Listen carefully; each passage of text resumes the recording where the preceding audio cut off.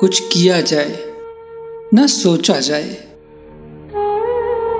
मुड़ के देखूं तो न देखा जाए।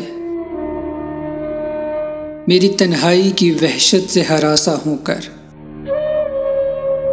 मेरा साया मेरे कदमों में सिमट आया है। कौन है फिर जो मेरे साथ चला आता है? मेरा साया तो नहीं। किसकी आहट का गुमा यूं मेरे पांव की जंजीर बना जाता है। दूर ता हद नजर शहर के आसार नहीं, और दुश्मन की तरह शाम तलवार लिए सर पे चली आती है। बोलता हूं तो अचानक कोई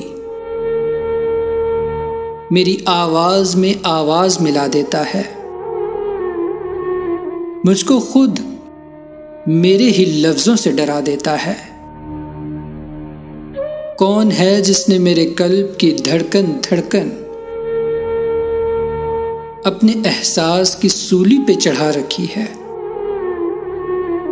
मेरी रफ्तार के पुरखौफो खतर रास्ते में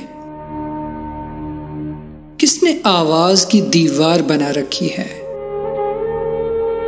संग आवाज की दीवार गिराऊं कैसे? कुछ किया जाए ना सोचा जाए,